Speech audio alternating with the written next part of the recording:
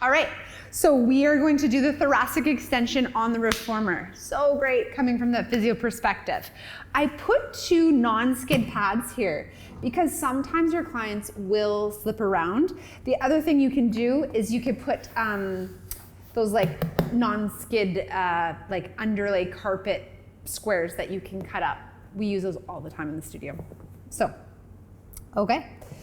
So you're gonna come on, yeah. And so you wanna go, yeah, hands on the outside and then slowly lower your body's hip. Perfect. So we're going to just start with just bending and pressing. So again, we wanna have those toes dropping down into the well, and you wanna have those toes, those hamstrings higher than those toes, right? So you can get that nice long lengthening through the low back, lift the low belly, same as the last exercise, you guys, a lot of the same thing. Again, pressing the pubic bone in, widening through the hip bones and pubic bone.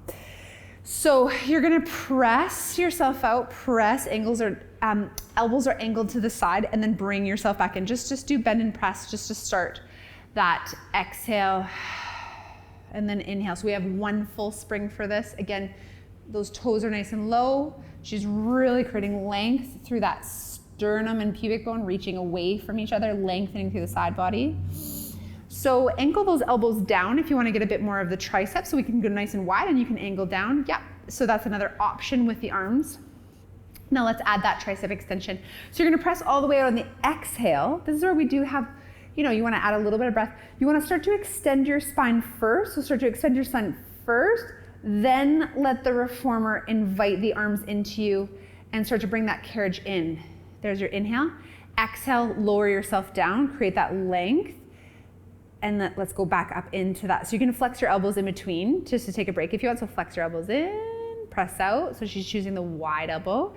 And then again, start to lift your spine up into that thoracic extension, trying not to hinge through here. Yeah, and then inviting those arms in. So plug your arms in, widen your collarbones, tips of the shoulder blades through the chest, big Care Bear heart stare forward. Yeah, and then exhale, lower down. There it is. So she wants to create space here in her scapula, so we don't want to do that. Yeah, and 1 more time. So inhale, start to lift your spine first, lengthen your low back, reach your pubic bone away from your sternum. There we go.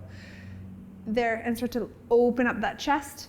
And then exhale, you're gonna press out, all elbows to stay straight the whole time. And then bend your elbows and come back in. Again, I would do a child's pose here to counter that. Okay.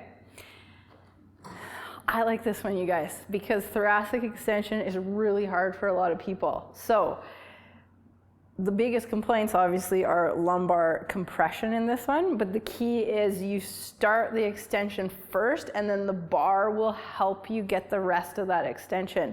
You're gonna watch for that hinge in the lumbar spine.